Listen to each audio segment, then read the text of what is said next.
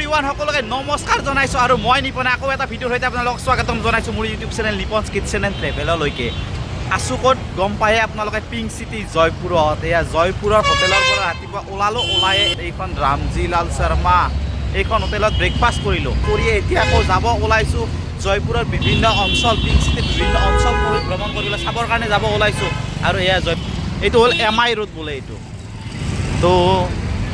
এই ব্যস্ত চহৰ ব্যস্ত ৰাস্তা আৰু এয়া পিংক চিটিৰ মাজে মাজে আমি এইখন অটো লৈ লৈছোঁ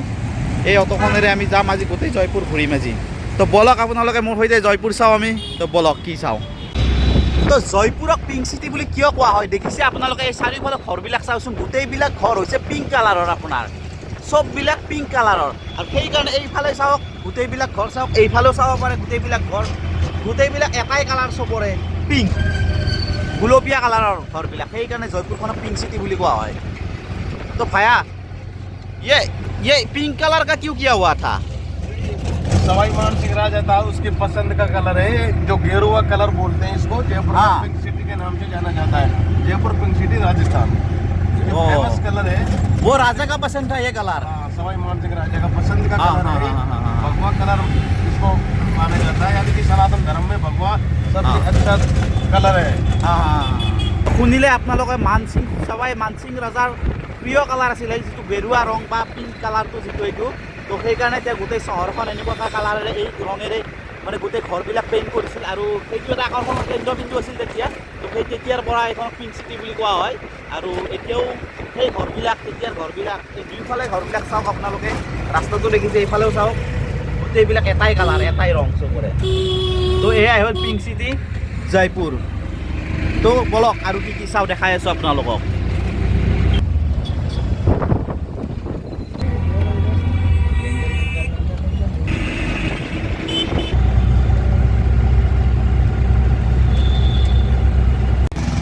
তো গাইজ দেখা পাইছে এয়া হৈছে যন্তাৰ মন্তাৰ ৰাজস্থানত অৱস্থিত এয়া যন্তাৰ মন্তাৰ আৰু যন্তাৰ মন্তাৰ ইয়াৰ অপজিটতে আছে এয়া হৈছে চিটি পেলেচ এইপিনেৰেও যাব পাৰি আৰু এটা বেলেগ জেগা আছে এইপিনে ফ্ৰণ্ট গেটটো সেইপিনেও যাব পাৰি আৰু এইটো হৈছে যন্তাৰ মন্তাৰ এইটো হৈছে চিটি পেলেচ আৰু এতিয়া প্ৰথমে আমি যন্তাৰ মন্তাৰ যাম যন্তাৰ মন্তাৰত যাওঁতে কি টিকট লাগে ইয়াতে টিকট কাউণ্টাৰ আছে টিকট লৈ লওঁ ইয়াতে গাইজ আপোনালোকক এটা ইনফৰমেশ্যন দিওঁ ইয়াতে টিকট কাউণ্টাৰত এই যন্তাৰ মন্তাৰৰ সমূহ কাউণ্টাৰ আপোনালোকে ইয়াতে পাব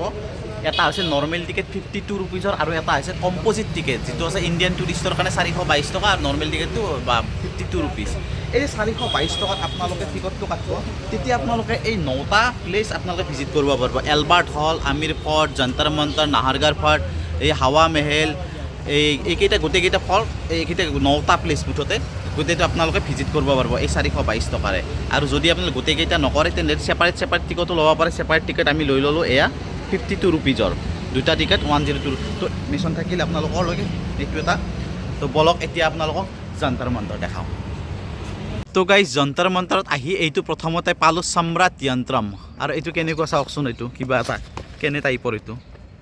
কি বস্তু এইটো কেনেকুৱা এইটো বোলে গ্ৰহ নক্ষত্ৰৰ গতিবিধি তথা তাৰ মানে টাইম টেবুল এইবিলাক বস্তু চোৱাৰ কাৰণে গ্ৰহ নক্ষত্ৰৰ সময়সীমা এইবিলাক বস্তু চোৱাৰ কাৰণে এই বস্তুটো বনাইছিল বোলে কেনেকৈ বা চাইছিল নাজানো আৰু কিন্তু কেনে এটা বস্তু আচৰিত বস্তু এইটো তো এয়া চাওক ইয়াতে লিখা আছে তো গাইজ এইবিলাক আপোনালোক আকৌ দেখাই আছোঁ এইকেইটা চাওকচোন এইকেইটা গোটেইবিলাক একোটা যন্ত্ৰ এই গোটেইটো এইটো চিৰি নহয় আপোনালোকে যদি দেখা পাইছে এইটো চিৰি নহয় এইটো হ'লে এটা গোটেই যন্ত্ৰ এই যন্ত্ৰটো কি জানিছেনে এইবিলাক ৰাখি একোটা যে ৰাখি আছে আমাৰ যে বৃষ ৰাখি মকৰ ৰাখি বৃশ্চিক ৰাখি সিংহ ৰাখি এইবিলাক ৰাখি আছে প্ৰত্যেকৰে ৰাখিৰ একোটা যন্ত্ৰ এইবিলাক তো আগৰ দিনতে এইবিলাক কিবা ইহঁতে এই যন্ত্ৰবিলাকৰ সহায়ত তাৰ ৰাখিৰ কোনটো ৰাখিৰ কি হ'ব ভৱিষ্যত গণনা কৰিছিল আৰু এইটো লিখা আছে যন্ত্ৰ পেছৰ নাম মানা আহে মানে এইকেইটা উঠব নোৱাৰি আৰু একোটা যন্ত্ৰ তো এইবিলাক এই দেখিছে এই ৰাখিবিলাক লিখা আছে এইটো বৃশ্চিক তাৰপিছত এইটো আছে এইটো এটা আছে কি ধনু এইটো দেখাইছোঁ আপোনালোকক এইটো হ'ল ধনু তো এনেকুৱা গোটেইবিলাক ৰাখিৰ একোটা আপোনাৰ সেই আছে যন্ত্ৰ আছে এই গোটেইবিলাকৰ সহায়ত তেওঁলোকে ৰাশিফল গণনা কৰিছিল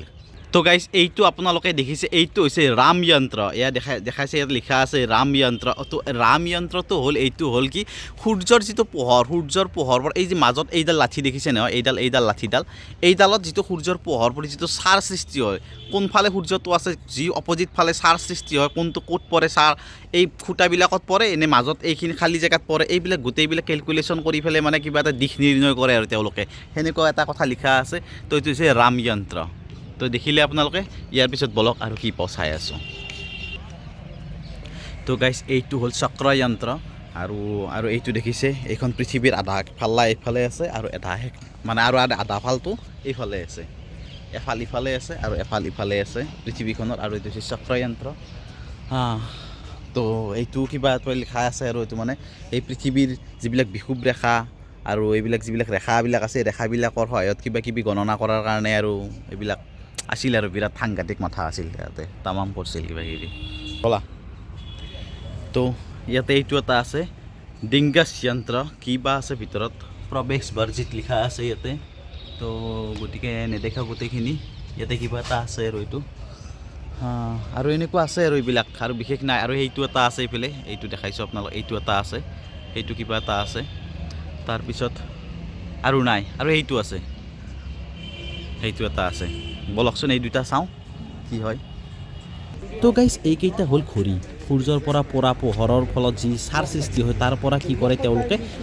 টাইম নিৰ্ধাৰণ কৰে সময় নিৰ্ধাৰণ কৰে এই যিটো ছাৰ সৃষ্টি হয় তাৰ লগত যদি 33 মিনিট যোগ কৰি দিয়ে তেতিয়া একচুৱেল সময়টো ওলাই পৰে 33 মিনিট যোগ কৰি দিয়ে তাৰ ফলত আৰু এনেকুৱা দুটা গ্লোব আছে এটা নৰ্থ প'ল আৰু এটা হ'ল চাউথ প'ল এনেকুৱা দুটা তো গাইজ এয়াই আছিলে যন্তৰ মন্তৰ ৰাজস্থানৰ পৰিৱেশ আৰু ইয়াৰ পিছত আপোনালোকক চাব লগা আছে তো বলক আৰু নেক্সট স্পটটো আপোনালোকক দেখাই আছোঁ বলক